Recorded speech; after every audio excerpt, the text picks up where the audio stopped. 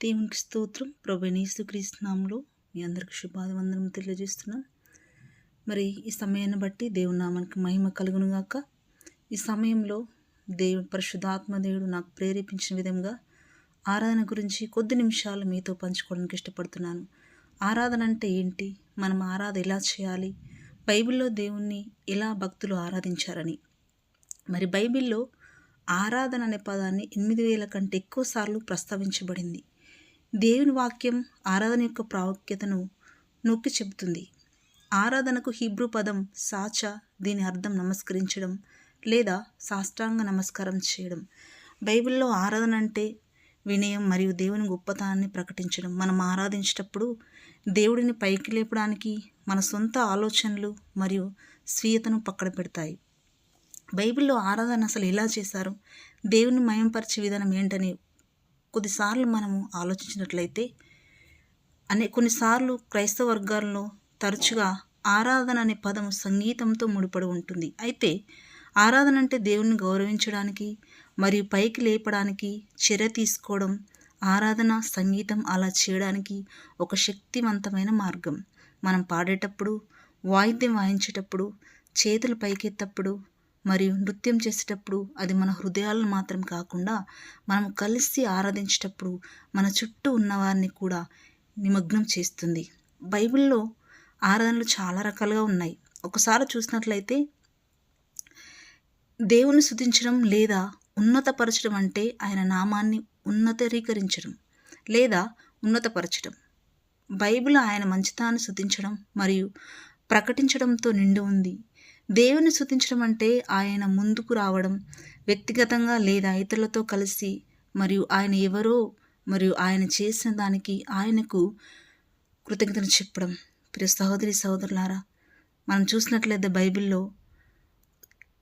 బైబిల్లో కొంతమంది భక్తులు దేవుని ఎలా స్తుతించారో చూసినట్లయితే దినవృత్తాంతంలో 5వ అధ్యాయం 13వ వచనంలో చూసినట్లయితే ఇక్కడ ఇలా ఉంటుంది: నిజంగా బూరలు ఊదేవారు మరియు గాయకులు ఏకమై ప్రభువును స్తుతించడంలో మరియు కృతజ్ఞతలు చెప్పడంలో ఒకే ధ్వని వినిపించినప్పుడు వారు బూరలు, తాళాలు మరియు సంగీత వాయిద్యాలతో తమ స్వరాన్ని పైకి లేపి ఆయన మంచివాడు, ఆయన కృప నిరంతరం నిలుచును అని ప్రభువును స్తుతించినప్పుడు యెహోవా మందిరం మేఘంతో నిండిపోయిందంట.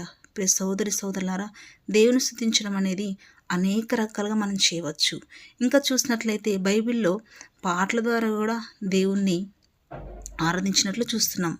ఇలాగున 100 కీర్తనలు చూసినట్లయితే సమస్త దేశంలారా యెహోవాను ఆనందధ్వని చేయుడి, ఆనందంతో యెహోవాను సేవించుడి, కీర్తనలతో ఆయన సన్నిధికి రండి, ప్రభువే దేవుడని తెలుసుకోండి, ఆయనలే మనం సృజించును, మనము కాదు, మనము ఆయన ప్రజలము, ఆయన మేపు గొర్రెలము.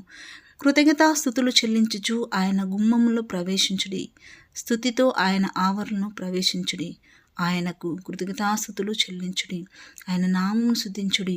యెహోవా దయాళుడు, ఆయన కృప నిత్యముండును, ఆయన సత్యం తరతరములుండును. ప్రియ సహోదరి సహోదరులారా, ఆరాధన అనేక రకంలో చేయవచ్చునని బైబిల్ వాక్యం మనకు సెలవిస్తుంది. కీర్తన 100:1-5 చూసినట్లయితే ఇక్కడ పాటలతోనూ మరి కృతజ్ఞతలతోనూ దేవుని స్తుతించినట్లుగా చూస్తున్నాం. అది ఆరాధనను కూడా మనము చూస్తున్నాం.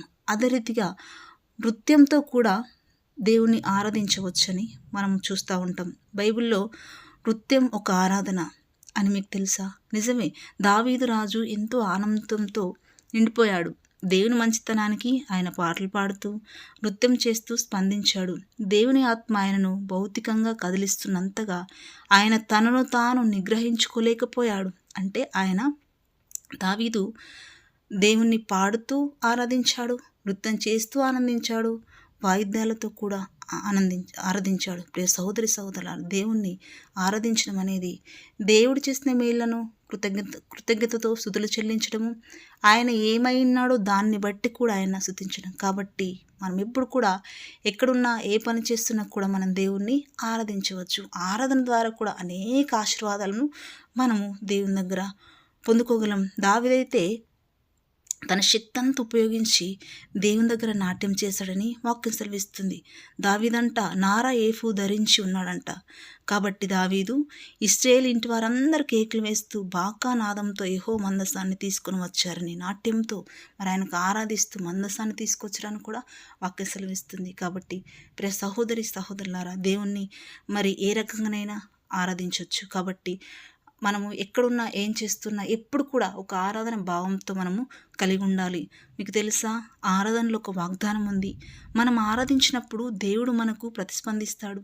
మనం ఆయనకు లొంగిపోయి ఆయనతో సంభాషించినప్పుడు ఆయన విపరీత ప్రేమ మనపై కురిపిస్తాడు. మీకు తెలుసా, మనం ఆరాధించినప్పుడు ఆయన మా భారాలన్నీ ఎత్తివేస్తాడు. ఎప్పుడైతే మనం హృదయపూర్వకంగా ఆరాధించి ఆయన స్తుతిస్తామో మనకున్న భారాలన్నీ, మనకున్న వేదన కన్నీటంతా కూడా తీసిపోయి ఒక ఆటోమేటిక్గా మనము ఎలా అంటే భారమంతా దిగిపోయినట్టు అనిపిస్తుంది. మనం ఆయన పూజించినప్పుడు ఆయన కదులుతాడంట. మనం ఆరాధించినప్పుడు ఆయన కదిలి మన వైపు ఆయన మృగ్గుతాడు. అయితే ప్రియ సహోదరి సహోదరులారా, మనమందరం కూడా ఆరాధన చేయాలని వాక్యం సెలవిస్తుంది. కొద్ది మాటలు దేవుడిని దీవించును గాక. ఆమేన్.